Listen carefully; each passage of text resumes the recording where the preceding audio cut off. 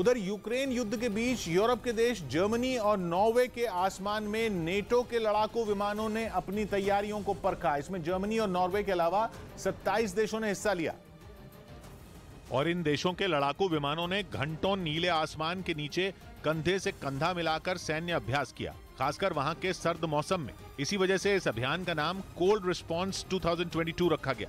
अभी जर्मनी और नॉर्वे दोनों ही देशों में न्यूनतम तापमान -1 डिग्री सेल्सियस के करीब है। इसी सर्द मौसम में इन लड़ाकू विमानों ने हवा में तेल भरने का अभ्यास भी किया। इस सैन्य अभ्यास में यूरोप और उत्तर अमेरिका के करीब 30,000 जवान शामिल हुए। 14 मार्च से शुरू हुआ ये सैन्य अभ्यास 1 अप्रैल तक चलेगा। We are supporting their multinational unit. हालांकि इस ट्रेनिंग का समय यूक्रेन युद्ध से पहले ही तय हो गया था, लेकिन इस अभ्यास का मकसद ये बताना भी था कि नॉर्वे समेत नेटो के सभी सदस्य देश किसी भी बाहरी खतरे से निपटने के लिए हमेशा तैयार हैं। वहीं पोलैंड ने इशारों में यूक्रेन को नेटो में लाने की वकालत की। ज़ेलेंस्की को नेटो शिखर सम्मेलन में संबोधित करने के लिए आमंत्रित भी किया गया। एक दिन पहले ही ज़ेलेंस्की ने नेटो से कहा था कि वो साफ साफ बताए कि यूक्रेन नेटो का हिस्सा बनेगा या नहीं, जिसके अगले ही दिन पोलैंड ने इशारा किया कि वो चाहता है कि यूक्रेन को नेटो का हिस्सा बनाया जाए। पोलैंड के राष्ट्रपति आंद्रेई दूदा रोमानिया की राजधानी बुकारेस्ट पहुंचे थे, जहां उनकी मुलाकात वहां के प्रेसिडेंट से हुई, जिसके बाद हुई प्रेस कॉन्फ्रेंस में उन्होंने इशारों में दिल की बात कह दी। आंद्रेई दूदा ने नेटो को सलाह दी कि वो यूक्रेन में जंग के बाद अपना नजरिया बदले। Potrzebna jest nowa koncepcja NATO i dlatego to nasze spotkanie przed najbliższym szczytem NATO, który odbędzie się za 2 dni w Brukseli, jest tak bardzo। इससे पहले पता चला कि ज़ेलेंस्की को विशेष नेटो शिखर सम्मेलन संबोधित करने के लिए आमंत्रित किया गया है। वो इस सम्मेलन में वीडियो कॉन्फ्रेंसिंग के जरिए अपनी बात रखेंगे, जबकि एक दिन पहले खबर आई थी कि ज़ेलेंस्की ने नेटो को खरी सुनाई थी और एक इंटरव्यू में कहा था कि नेटो यूक्रेन को अपना हिस्सा इसलिए नहीं बना रहा क्योंकि वो रूस से डरता है।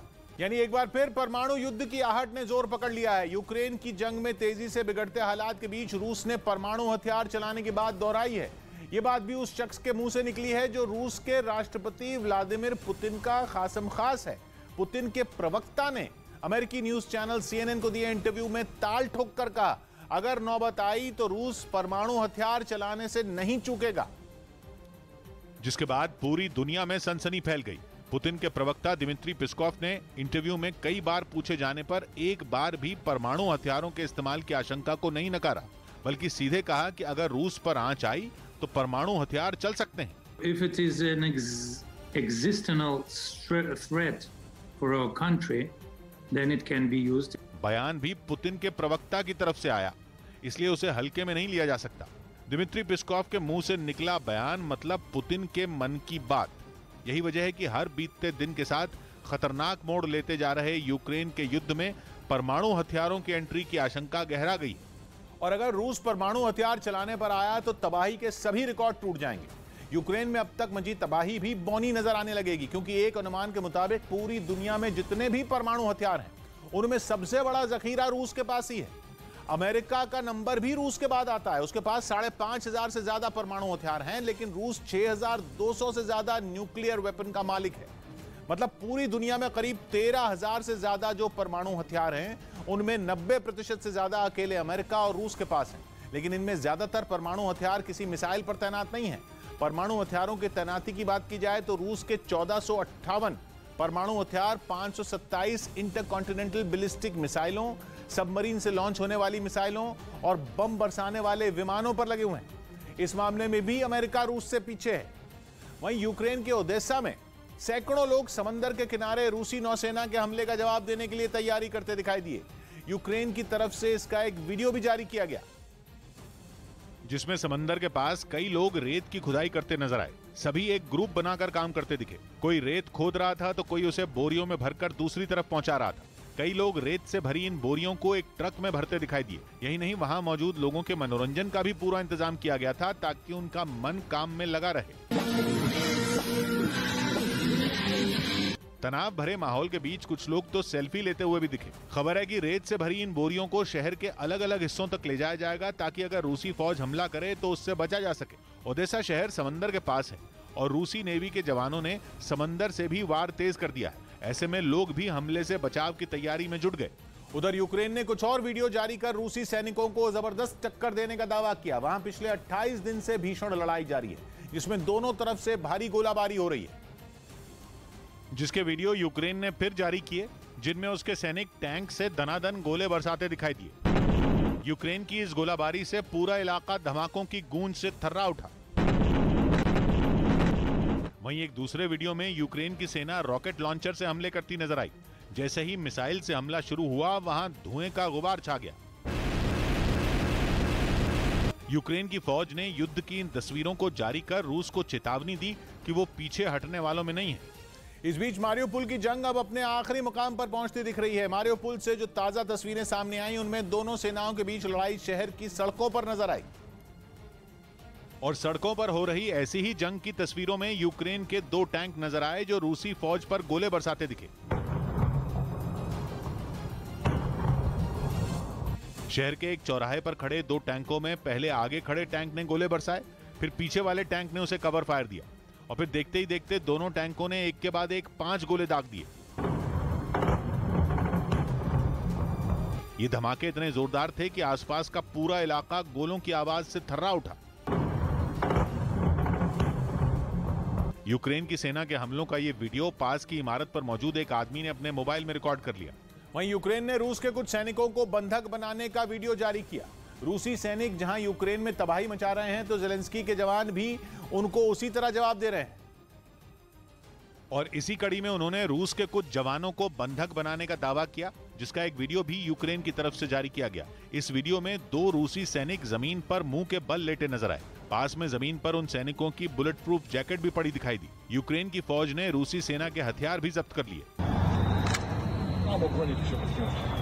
इससे पहले भी यूक्रेन रूस के कई सैनिकों को बंधक बनाने का वीडियो जारी कर चुका है। उधर सूमे में यूक्रेन के कुछ नौजवानों ने रूस की एक बख्तरबंद गाड़ी पर कब्जा कर लिया, जिसके बाद उन्होंने खूब मस्ती भी की। रूसी गाड़ी पर कब्जे के बाद यूक्रेन के वो लड़ाके उसमें बैठ गए। जो तस्वीरें सामने आई, उनमें एक लड़का रूस की उस बख्तरबंद गाड़ी को चलाता दिखा, जबकि दूसरा गाड़ी के अंदर का वीडियो रिकॉर्ड करता रहा। इस दौरान वो दोनों आपस में बातचीत करते हुए आगे बढ़े। कुछ देर बाद उन्होंने रूसी गाड़ी के बाहर का नजारा भी दिखाया, जिससे ये पता चले कि वो मौज मस्ती करते हुए खेतों में पहुंच गए।